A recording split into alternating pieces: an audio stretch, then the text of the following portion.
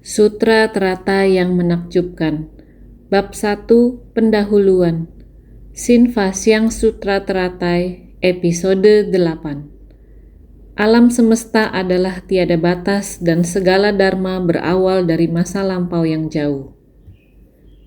Intisari dharma atau esensi dharma selalu berharap dari Sutra Teratai dapat menyerap esensi dan disederhanakan, diserap bagai ajaran Cingse yang jernih dari Sutra Teratai. Jalan Bodhisattva dari insan ceci. Inilah yang juga sangat diharapkan dalam ajaran Buddha, bimbingan Buddha, yaitu mempraktikkan jalan Bodhisattva. Kita di ladang pelatihan kita, berharap di batin setiap orang, setiap harinya memiliki semangat ajaran ini. Ajaran Cingse yang jernih dari Sutra Teratai dan juga harus membangkitkan tekad luhur, membangun ikrar agung. Jalan Bodhisattva dari insan ceci harus membina diri ke dalam dan mempraktikkan keluar. Inilah harapan kita, dapat menyatukan dharma dengan pikiran kita dalam pelatihan diri, dan juga tubuh kita berbuat dalam tindakan nyata di tengah masyarakat. Ketiga, ini harus menyatu, supaya dapat menunjukkan semangat dari Sutra Teratai. Memang, alam semesta adalah tiada batasan. Segala dharma adalah tiada batas, bertahan selama langit dan bumi ada. Segala dharma berawal dari masa lampau yang jauh.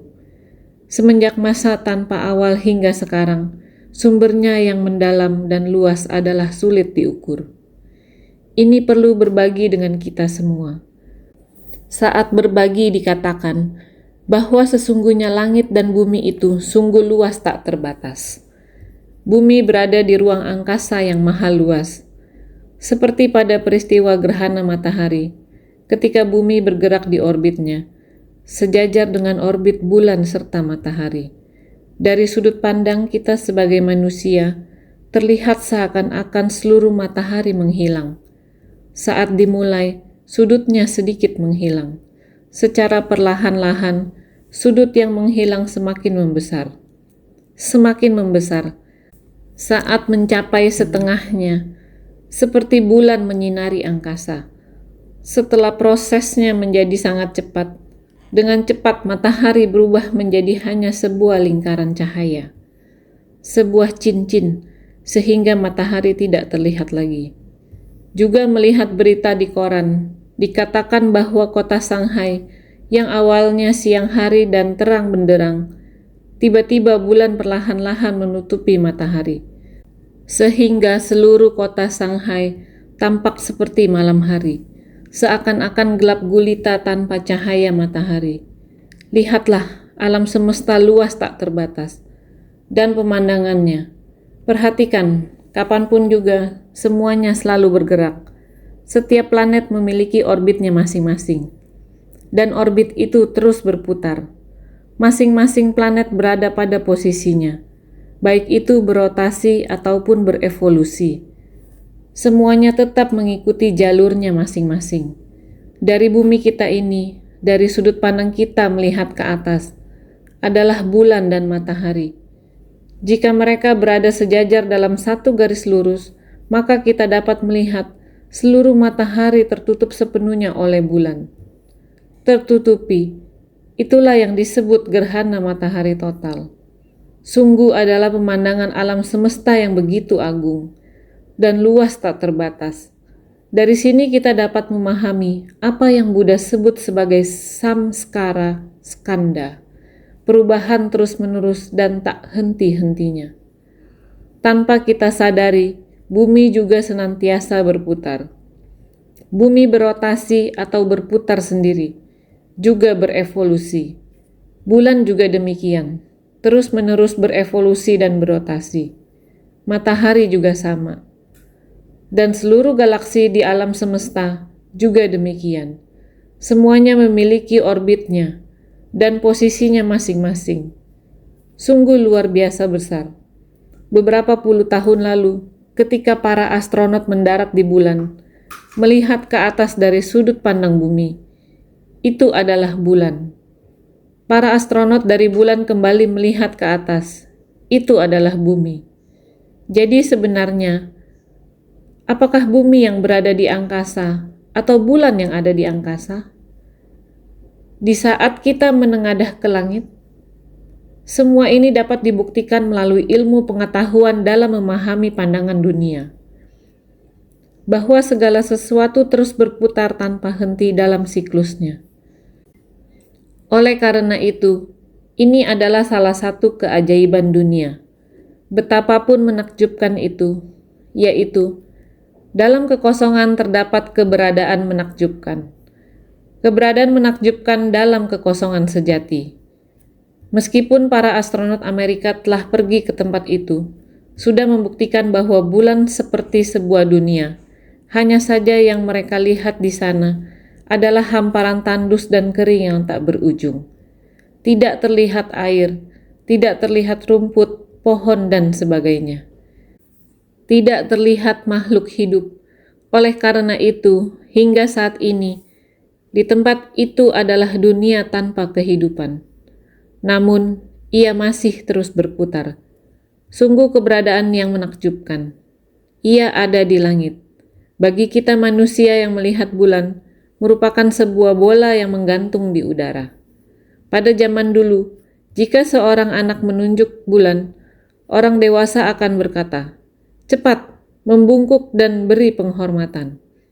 Bulan bisa memotong telinga orang, seolah-olah sangat ajaib dan misterius.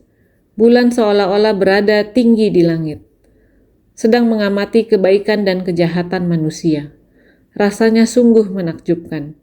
Sekarang, melihatnya dari perspektif ilmiah, ia juga sebuah objek, sebuah dunia. Ia juga merupakan sebidang tanah. Tetapi menurut pikiran manusia, di masa dulu, ia adalah sebuah benda yang misterius. Namun kini, kita dapat melihatnya, menggunakan instrumen ilmiah untuk memotretnya, dan memfilmkannya. Setelah dipotret, dikirimkan kepada manusia di bumi. Teknologi dapat mengungkapkannya di hadapan kita. Coba pikirkan, kita semua bisa melihatnya.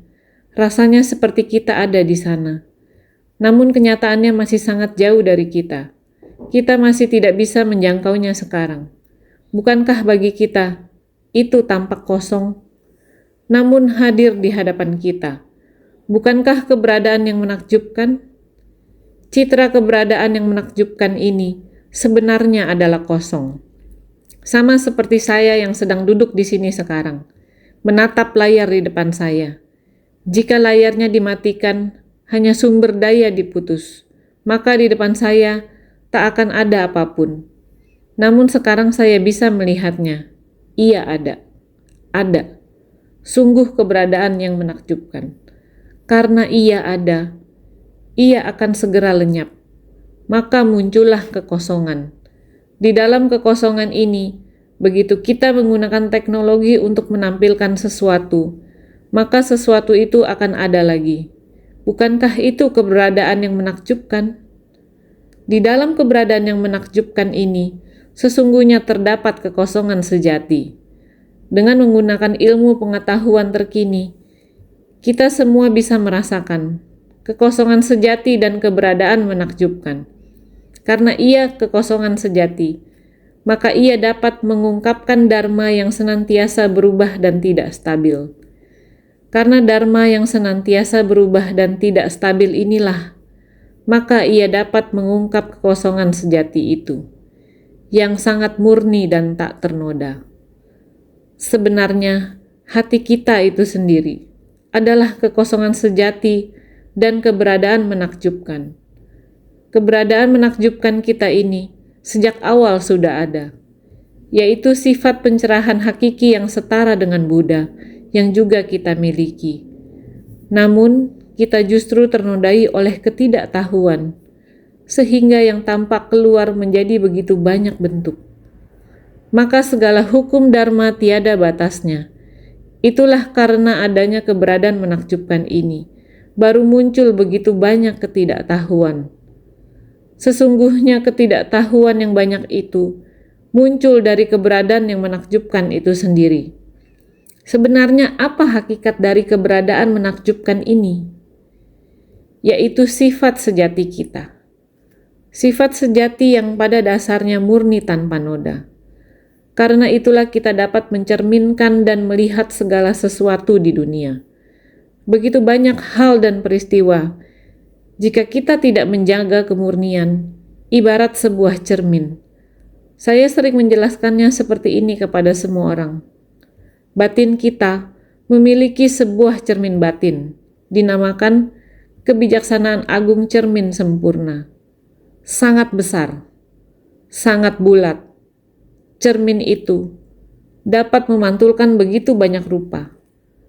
Saya sering menceritakan kepada semua orang, jika kalian mengambil sebuah cermin dan hanya melihat pada cermin, cermin dapat memantulkan area yang luas.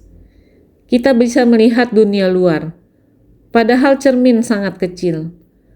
Tetapi ketika kita melihat ke dalam cermin, dia bisa memantulkan gunung, laut, dan semua pemandangan di bumi.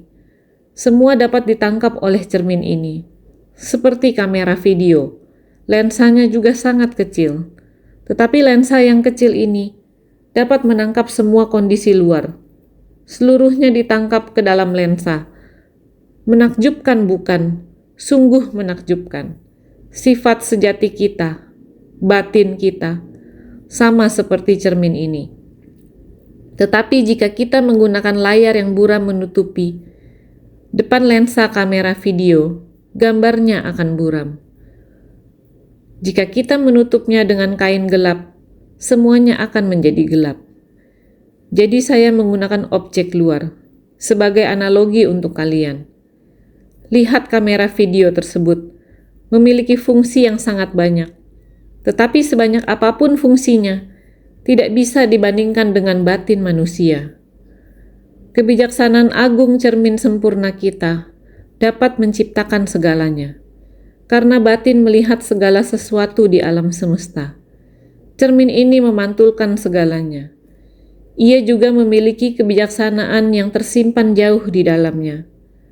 Namun kebijaksanaan ini, jika tidak dimurnikan, dia akan menjadi pengetahuan. Mengetahui sangat banyak, mengerti sangat banyak. Ketika pengetahuannya banyak dan sangat banyak yang diketahui, maka nafsu keinginannya, keserakahannya akan muncul. Karena kebijaksanaan yang benar dan jelas ini telah terdelusi oleh kondisi luar. Sehingga yang berperan di sini adalah pengetahuan dan kecerdasan. Karena pengetahuan dan kecerdasan ini akan aktif memunculkan sifat keserakahan itu. Keserakahan tanpa batas. Seberapa banyak benda yang terdapat di antara langit dan bumi ini, sebanyak itu pula kondisi batin keserakahannya. Melalui kebijaksanaan agung cermin sempurna kita ini, batin kita ini, cermin agung ini, dapat merefleksikan segala sesuatu di antara bumi dan langit. Niat batin kita ini harus dijaga dengan sila. Jangan membiarkan berbagai kondisi luar menggoda pikiran dan kebijaksanaan kita dan menodainya. Ini adalah sila. Sila adalah untuk mencegah kesalahan dan menghentikan kejahatan, yang dapat menjaga ladang batin kita tetap bersih dan jernih. Ini pada dasarnya dimiliki oleh setiap orang. Cermin agung sempurna ini. Kebijaksanaan yang terdapat di dalamnya disebut kebijaksanaan agung. Cermin sempurna. Cermin bukan kondisi. Cermin itu mengandung kebijaksanaan di dalam cermin agung sempurna. Namun apa daya? Makhluk awam selalu terpengaruh oleh kondisi luar, sehingga kita tertutupi. Maka dapat dikatakan, walau alam semesta tiada batas, namun segala dharma tak ada lintas batas. Seberapa besar lingkungan tersebut, dharma dapat menjangkau keseluruhan tempat itu. Beberapa hari lalu, bukankah saya mengatakan seperti ini? Sang Maha tersadarkan di alam semesta sebenarnya adalah hendak mengungkapkan di antara alam semesta, di atas langit dan bumi, bukankah adalah sutra pitaka kita? Tiada tempat bukan sutra pitaka. Kata-kata ini adalah saya sedang menyampaikan.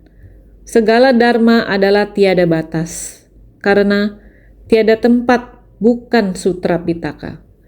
Dimanapun ada benda, maka ada dharma. Jadi, segala dharma adalah tiada batas, bertahan selama langit dan bumi ada. Segala dharma berawal dari masa lampau yang jauh. Sebenarnya, apakah sejak Buddha Sakyamuni di lebih dari 2500 tahun sebelumnya mulai membabarkan dharma, apakah dharma itu baru dimulai? Bukan. Buddha tiada henti terus mengatakan seperti ini, terutama di Sutra Teratai. Tanpa henti di dalam bab panjang usia mengatakan, dharma tidak dapat ditentukan. Kapan waktu yang disebut tak berawal. Jadi, semenjak masa tanpa awal hingga sekarang, sumbernya yang mendalam dan luas adalah sulit diukur. Bukan hanya bertahan selama langit dan bumi ada dharma. Dharma berawal dari masa lampau yang sangat jauh. Sebenarnya, semenjak masa tanpa awal hingga sekarang, sumbernya yang mendalam dan luas adalah sulit diukur, tidak dapat diukur. Bahkan Buddha dalam Sutra Teratai, dia hanya bisa dengan panjang usia sebagai perumpamaan, untuk menggambarkan bahwa ia tak terukur. Ini adalah apa yang kita harus tahu. Buddha dan Bodhisattva muncul di dunia. Tidak tahu sudah ada berapa lama. Di dalam bab panjang usia, telah mengungkapkan sangat panjang dan sangat lama. Sehingga sebagai makhluk awam, kita harus mampu memahami dharma ini. Kita harus membicarakan masa sekarang, membahas saat ini, gerhana matahari, membuat semua orang mengetahui teknologi kita saat ini. Demikian berkembang. Tetapi untuk manusia juga merupakan kekosongan sejati dan keberadaan menakjubkan. Kekosongan sejati dan keberadaan menakjubkan merupakan ajaran dharma yang pertama dibabarkan Buddha. Dengan perkembangan teknologi saat ini, tidak lain adalah untuk membuktikan kebijaksanaan Buddha. Sehingga semua orang yang hidup di alam semesta yang luas dan tiada batas, di atas permukaan bumi, kita harus mencari dharma. Bukankah kita harus bersungguh hati? Dharma berada di dalam kehidupan kita. Jika Anda dapat menghayatinya dalam kehidupan, tentang kekosongan sejati dan keberadaan menakjubkan, masih terdapat apa lagi yang dapat diperhitungkan? Para hadirin, ingatlah, ajaran Cingse yang jernih dari Sutra Teratai. Kita harus menjaga hati kita dengan baik. Meskipun berada di dalam dunia yang tercemar, kita harus menjaga bunga teratai menakjubkan dengan baik. Pada batin setiap orang harus terdapat ajaran Cingse yang jernih. Maka, setiap orang harus lebih bersungguh hati.